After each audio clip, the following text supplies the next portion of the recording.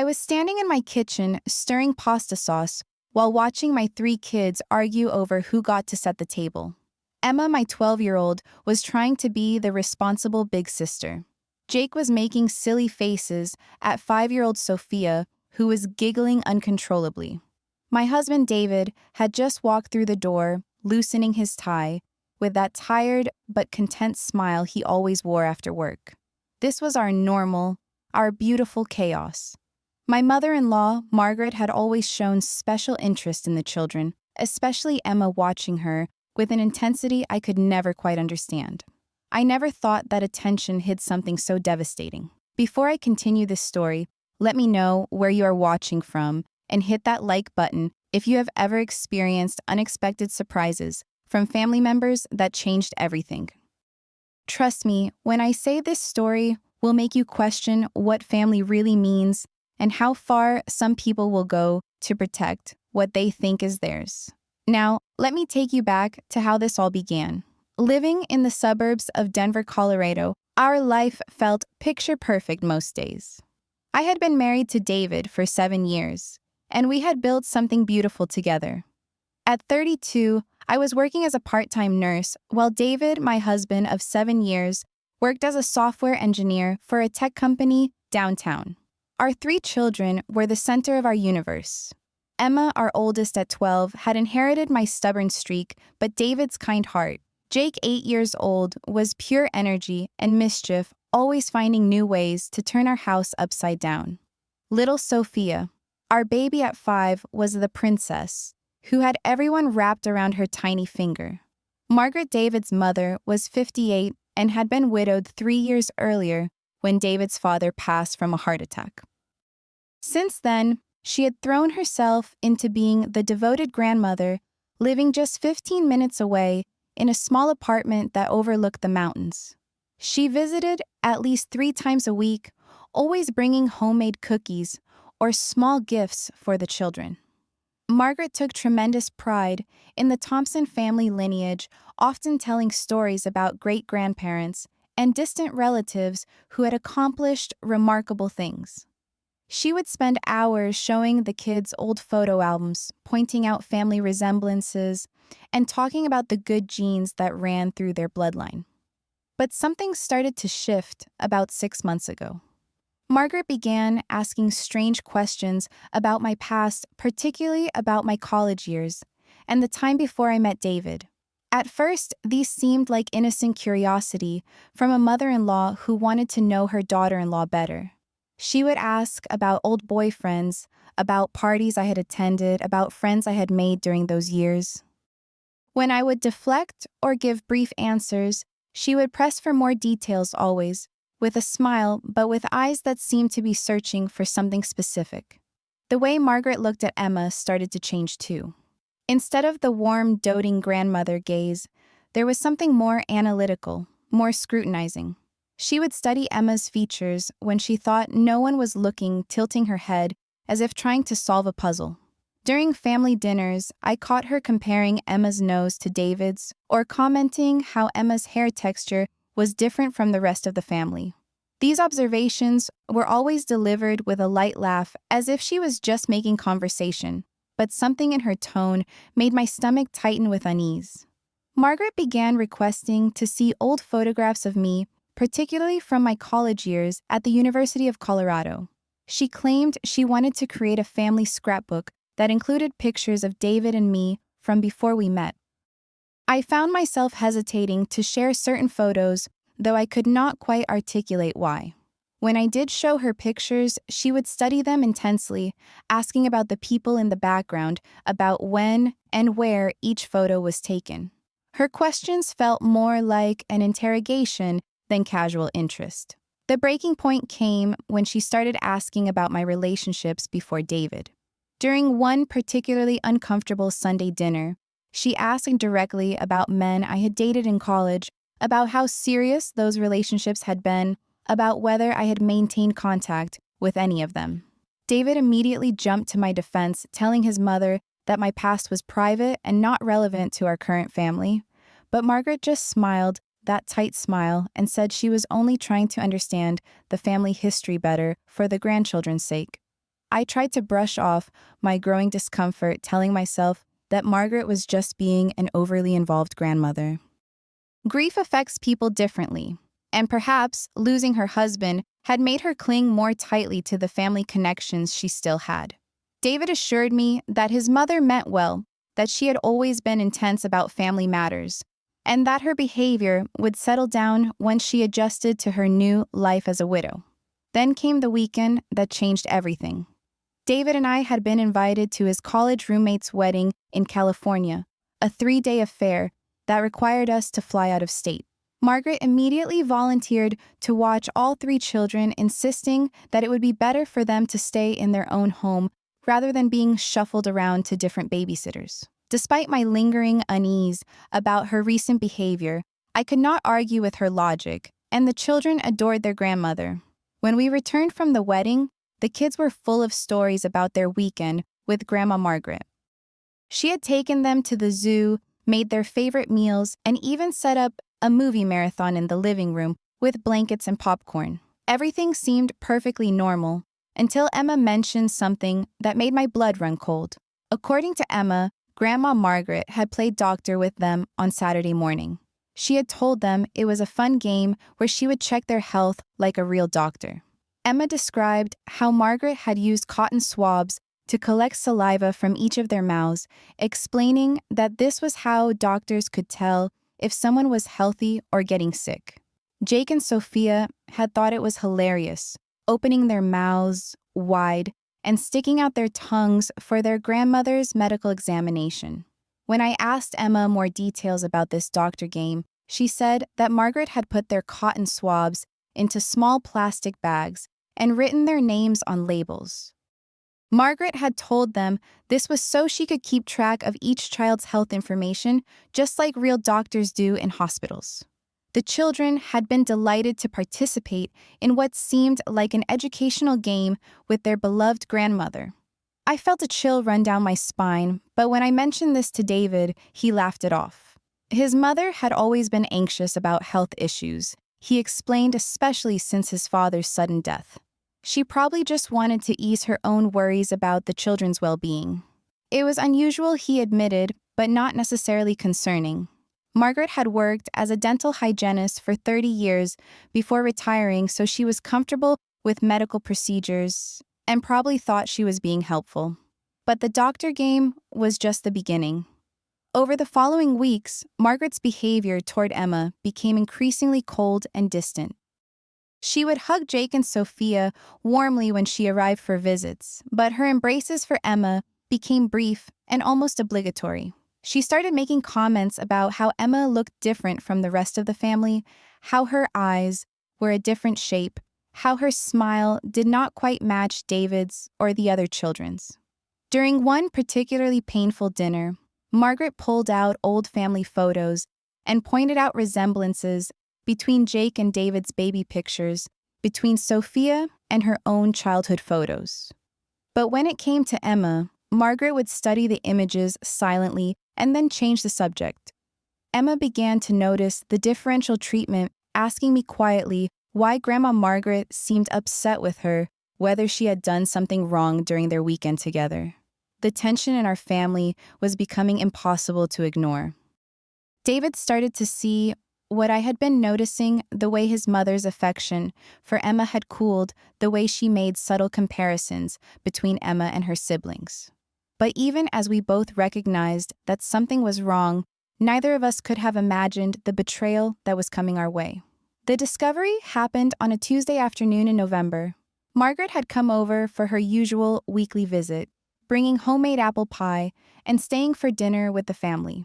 After we finished eating, she excused herself to use the bathroom while I started clearing dishes, and David helped the kids with their homework at the kitchen table. Margaret had left her large leather purse on the counter, and when I moved it to wipe down the surface, it tipped over and several items spilled out. Among the usual contents of an older woman's purse, lipstick, and tissues and reading glasses, there was a white envelope with a return address that made my heart stop. The envelope was from Geneticorp Laboratories, a DNA testing company I recognized from advertisements. The envelope had been opened and I could see papers inside. My hands were shaking as I looked around to make sure Margaret was still in the bathroom and David was still occupied with the children. I knew I should not look, knew that opening someone else's mail was wrong, but something compelled me to pull out the papers inside that envelope. What I found made the room spin around me. There were 3 separate DNA test results, each with a name I recognized. Emma Thompson, Jake Thompson, Sophia Thompson. My children's names were printed at the top of official-looking laboratory reports. The first result for Jake showed a 99.9% probability that he was the biological child of David Thompson. The second result for Sophia showed the same overwhelming probability of biological relationship. But the third result, the one with Emma's name at the top, told a completely different story. The test concluded that there was 0 probability that Emma was the biological child of David Thompson. The words seemed to leap off the page, not biologically related. Excluded as father. No genetic markers in common. I stared at those papers for what felt like hours, but was probably only 30 seconds. My mind was racing, trying to process what I was seeing. Margaret had secretly collected DNA samples from my children and had them tested without my knowledge or consent. She had violated their privacy and our trust in the most fundamental way possible. And now she knew something that I had hoped would remain private forever. The sound of the bathroom door opening snapped me back to reality. I quickly shoved the papers back into the envelope and placed it in Margaret's purse, trying to arrange everything exactly as it had been before. Margaret returned to the kitchen, and I busied myself with loading the dishwasher, my heart pounding so loudly I was sure she could hear it. She gathered her things, kissed the children goodbye, and left as if nothing had happened. As soon as Margaret's car disappeared down our street, I pulled David aside and told him what I had discovered. His first reaction was anger at his mother's deception, at the way she had violated our children's privacy and our trust. But then, as the implications of the DNA results sank in, his anger turned to confusion and hurt. He looked at me with questions in his eyes that I was not ready to answer. David and I had always been honest with each other, but there was one secret I had kept, one piece of our history that I had hoped would never become relevant. Now faced with the DNA results that Margaret had obtained through her betrayal, I had no choice but to tell David the truth about Emma's conception, a truth that we had both known but somehow forgotten in the happiness of our family life. Before David and I got married, he had been in a serious motorcycle accident that left him hospitalized for 2 months. Among the injuries he sustained was damage that affected his fertility. When we decided we wanted to start a family, David underwent testing that confirmed what the doctors had suspected. His sperm count was extremely low, and the quality of the sperm he did produce was not sufficient for natural conception. After months of consultations with fertility specialists, David and I made the decision to use donor sperm from a reputable sperm bank. It was David who suggested this option, telling me that he would rather use a donor than risk the disappointment and heartbreak of repeated failed attempts at conception. We spent weeks reviewing donor profiles, looking for someone whose physical characteristics and background were similar to David's, someone who could give us the child we both wanted so desperately. The process was clinical and emotional, involving multiple appointments and procedures at the fertility clinic. David was with me for every single appointment, holding my hand during the insemination procedure, supporting me through the 2-week wait to find out if the treatment had been successful. When we learned that I was pregnant with Emma, David cried with joy and told me that this baby would be ours in every way that mattered, that biology was just one small part of what makes a family. We had decided early in my pregnancy that we would not tell anyone about the donor conception, not even our closest family members. This was not because we were ashamed, but because we wanted to protect our child from potential questions or different treatment. We knew that some people might not understand, might view our daughter differently if they knew the circumstances of her conception. David was adamant that Emma should never feel like less than his daughter because of how she was conceived. As I reminded David of these details, I could see the memory returning to his face. The trauma of the accident and the stress of the fertility treatments had been such a difficult time in our early relationship that we had both, in some ways, pushed those memories aside once Emma was born. David had loved Emma completely, from the moment she was born, and in the joy of fatherhood, the details of her conception had faded into the background of our family story. But now, Margaret knew. Margaret had discovered, through her secret testing, that Emma was not David's biological daughter, and she had no context for understanding why. From her perspective, the DNA results suggested infidelity, deception, betrayal on my part.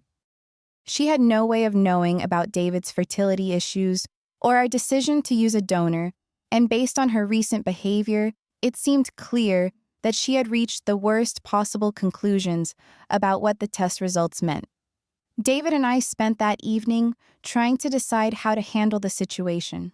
Part of us wanted to confront Margaret immediately to explain the truth and demand that she respect our family's privacy. But another part of us was terrified about how she might react, about what she might do with the information she had obtained. Margaret was not a malicious person, but she was protective of her family's reputation and intensely proud of the Thompson bloodline. We had no idea how she would respond to learning that her beloved granddaughter was not genetically related to her son. We tried calling Margaret that evening, but she did not answer her phone. David left several voicemails asking her to call us back, saying that we needed to discuss something important. When she finally called back late that night, her voice was cold and distant in a way I had never heard before. She told David that she knew exactly what we wanted to discuss, and that she would meet us tomorrow evening to talk about the situation. Then she hung up without saying goodbye. The next day passed in a haze of anxiety and dread. David and I both struggled to focus at work, knowing that we would soon have to face Margaret and deal with whatever fallout came from her discovery. We had agreed that we would tell her the truth about Emma's conception, hoping that understanding the real circumstances would help her see the situation differently. We also planned to express our anger about her violation of our children's privacy and demand that she never do anything like this again. Margaret called David around 4 p.m. and told him to meet her at the Olive Garden on Federal Boulevard at 6 o'clock. Her tone was businesslike and cold, and she specified that both David and I should come without the children. We arranged for our neighbor, Sarah, to watch the kids, telling them that we had to run a quick errand and would be back soon. Emma asked if everything was okay, and I assured her that it was just grown-up stuff that we needed to take care of. The drive to the restaurant was tense and quiet. David kept reaching over to squeeze my hand, trying to reassure both of us that we would get through this conversation and find a way to repair the damage that had been done to our family relationships.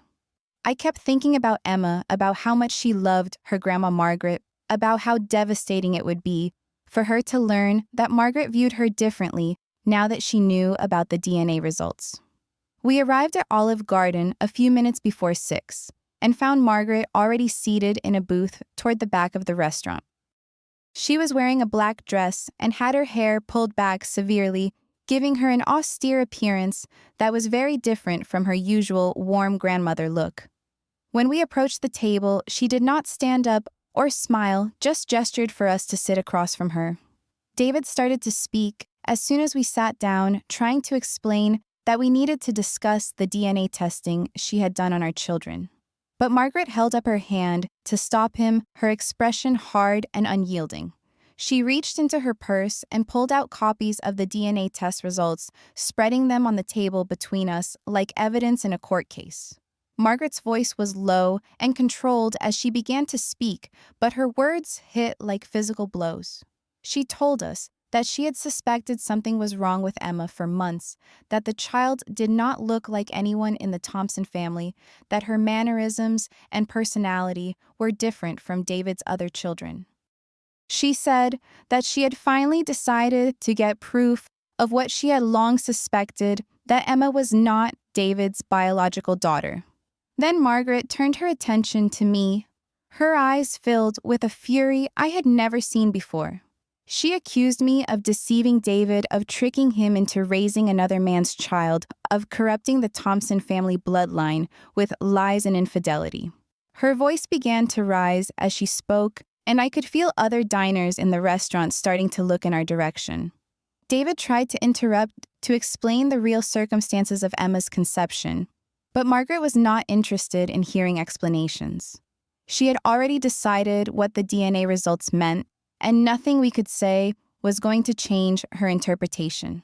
She leaned forward across the table, her face twisted with anger and disgust, and spoke the words that will haunt me for the rest of my life. "You are garbage," she hissed at me, loud enough for nearby tables to hear clearly. "You are nothing but garbage who lied to my son and contaminated our family with your deception. That little girl is not a Thompson, and she never will be, no matter how much you pretend otherwise." The entire restaurant seemed to go quiet. Conversations stopped silverware, paused halfway to mouths, and servers froze in place as Margaret's words echoed through the dining room. I felt heat rise to my cheeks as dozens of strangers stared at our table, witnessing the most humiliating moment of my life. The word garbage seemed to hang in the air like a toxic cloud, poisoning everything around us. But Margaret was not finished. She continued her attack, telling me that she planned to make sure Emma learned the truth about her parentage, that the child deserved to know she was not really part of the Thompson family. She said that she would not allow her son to continue being deceived, would not allow her real grandchildren to grow up believing that Emma was their full sister, when she was actually just the product of my betrayal and dishonesty. David was trying to get a word in, trying to defend me and explain the situation, but Margaret would not stop talking long enough to listen. She was on a roll now, years of suspicious and resentment pouring out in a torrent of accusations and threats. She told me that I had ruined David's life, that I had stolen years from him, that he could have spent with an honest woman who would have given him real children, children who actually carried his genetic heritage.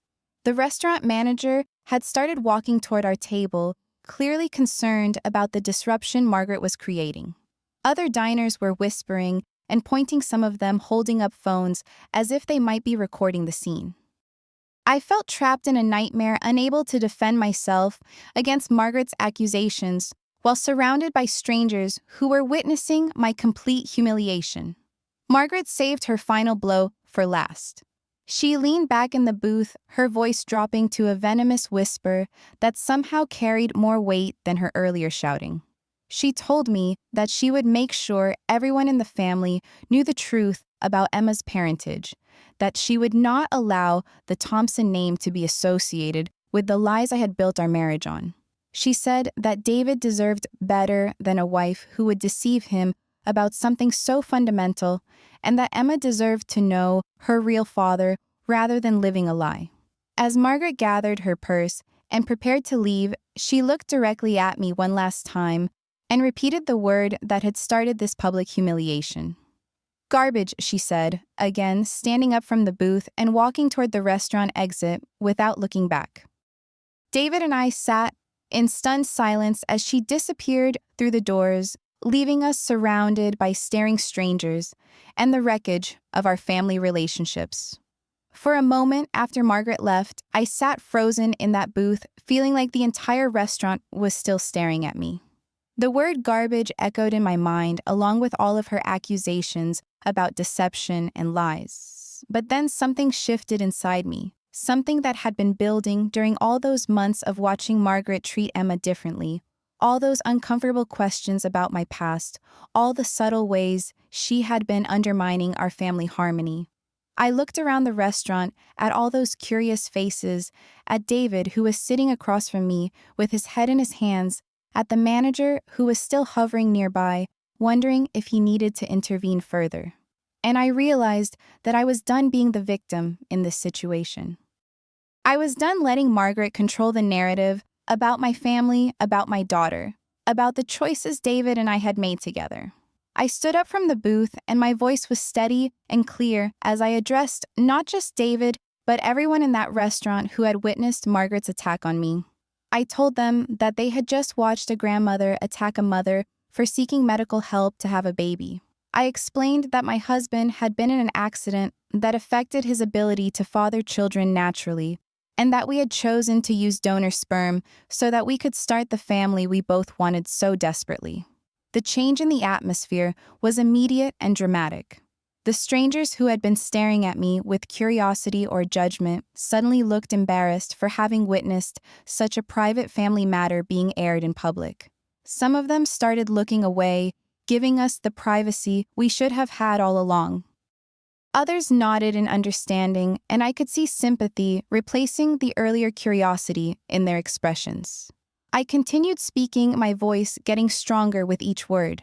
I told everyone within hearing range that Emma had been conceived through a medical procedure that her father had not only consented to, but had actively encouraged. I explained that David had been present for every appointment, every procedure, every step of the process that brought our daughter into the world. I said that he had wanted Emma every bit as much as I had, and that he had loved her completely from the moment she was born. Then I turned my attention to the woman who had just left speaking about Margaret, as if she was still there to hear my words. I told the restaurant that they had just witnessed a grandmother who had secretly collected DNA samples from her grandchildren without their parents' permission, violating their privacy and breaking their trust. I explained that she had chosen to interpret the results in the most hurtful way possible rather than asking questions or seeking to understand the real circumstances. David finally looked up at me, and I could see pride in his eyes, along with the hurt and confusion that Margaret's attack had caused. He stood up beside me and put his arm around my shoulders, showing everyone in that restaurant that he was standing, with his wife not against her. His voice was quiet but firm as he confirmed everything I had said, telling our unwilling audience that Emma was his daughter in every way that mattered, that he had never loved a child more completely than he loved her. The restaurant manager approached our table and quietly told us that our meal was on the house and that he was sorry we had experienced such a difficult situation in his establishment. Several other diners stopped by our table as we prepared to leave, expressing their support and telling us that we seemed like a loving family who did not deserve the treatment we had received. As we walked to the parking lot, David and I talked about what had just happened and what we needed to do next. We both agreed that Margaret's behavior was completely unacceptable, but we also knew that this confrontation had forced us to face some difficult decisions about our family's future. Margaret had threatened to tell Emma the truth about her conception, and we realized that we might need to have that conversation ourselves before Margaret had the chance to weaponize that information. The drive home was quiet, but it was a different kind of quiet than the drive to the restaurant had been. Instead of anxiety and dread, there was a sense of resolution of having finally stood up for our family against someone who had been undermining us for months. David reached over and took my hand, and for the first time all day, I felt like we were truly united in facing whatever came next. When we got home, Sarah told us that the children had been perfect angels, doing their homework and getting ready for bed without any arguments. Emma was still awake when we came in, and she asked how our errand had gone. David sat down beside her on the couch and told her that we had talked to Grandma Margaret about some grown-up issues and that we might need to have some important conversations with all 3 children soon. Emma looked concerned and asked if she had done something wrong, if the problem had anything to do with her. David immediately reassured her that she had not done anything wrong, that she was a perfect daughter, and we loved her more than anything in the world. But I could see in Emma's eyes that she sensed something significant had changed, even if she did not understand what it was. That night, after all 3 children were asleep, David and I stayed up late talking about how we wanted to handle the situation with Margaret and what we needed to tell the kids. We agreed that Emma was old enough to understand the basic facts about her conception and that it would be better for her to hear the truth from us rather than from Margaret's angry and distorted version of the events. We also decided that we needed to set firm boundaries with Margaret about her access to our children and her behavior toward our family. The secret DNA testing was a violation that we could not overlook, and her public attack on me at the restaurant had shown a level of disrespect that we could not tolerate. For now, we would suspend her visits with the children until she could demonstrate that she was willing to treat all of us with the respect we deserved. Over the next few days, we had gentle conversations with all 3 children about families, about different ways that babies can be born, and about how love is what makes a family rather than genetics. Emma listened carefully to our explanation about donor conception, asking thoughtful questions and expressing relief that she had not done anything wrong to make Grandma Margaret act strangely toward her. Jake and Sophia were less interested in the technical details, but they understood that Emma was their full sister in every way that mattered, and that nothing about our family relationships had changed. David made sure to spend extra time with Emma during those first few days, reinforcing his love for her and his pride in being her father. Margaret did not contact us for several weeks after the restaurant confrontation. When she finally called, she left a voicemail asking to speak with David about the grandchildren. Her tone was subdued, very different from the anger she had displayed at Olive Garden. David called her back, and they had a long conversation during which Margaret apologized for her behavior and asked if she could see the children again. The reconciliation was gradual and careful. Margaret had to agree to certain conditions, including never discussing the DNA test results with any of the children, treating Emma exactly the same as her siblings, and respecting our decisions as parents about what information to share with our kids and when to share it. She also had to acknowledge that her secret testing of the children was a serious violation of trust that would not be tolerated again. It took months for our family relationships to heal from the damage that Margaret's actions had caused. Emma continued to have a relationship with her grandmother, but it was never quite the same as it had been before. Margaret kept her word about treating Emma fairly, but there was always an underlying tension, an awareness that their relationship had been permanently changed by the knowledge that they did not share genetic material. As for David and me, the crisis had actually strengthened our marriage in some unexpected ways. Having to defend our family publicly had reminded us both of how much we valued what we had built together, how proud we were of our children, and how willing we were to fight for the people we loved. David told me repeatedly how much he admired the way I had stood up to his mother, how impressed he was with my strength in defending our family against her attacks. The experience also taught us important lessons about privacy, family boundaries, and the difference between secrets and private information. We had kept the details of Emma's conception private, not because we were ashamed, but because we wanted to protect our daughter from exactly the kind of judgment and different treatment that Margaret had displayed. Learning to stand up for those boundaries was an important part of protecting our family's well-being.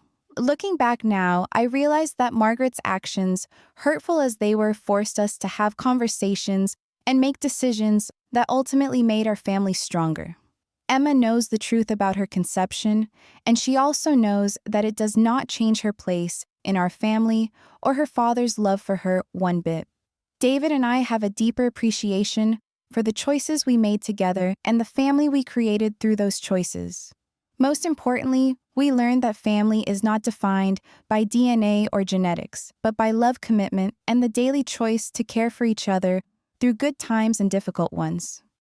Margaret eventually came to understand this as well, though it took time and effort for all of us to rebuild the trust that her actions had damaged. The word garbage no longer has power over me. I know who I am, I know what my family is worth, and I know that the love we share is real and strong and beautiful, regardless of what any DNA test might say about genetic relationships. Sometimes, the most painful experiences teach us the most valuable lessons about what really matters in life. What do you think about this situation?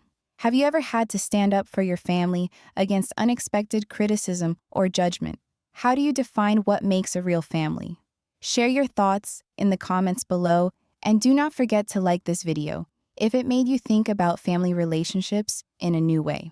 Subscribe for more stories about navigating difficult family dynamics, and share this with someone who might need to hear that love matters more than genetics. Thank you for listening to my story, and remember that the families we choose and build with love are just as valid and precious as the ones we are born into.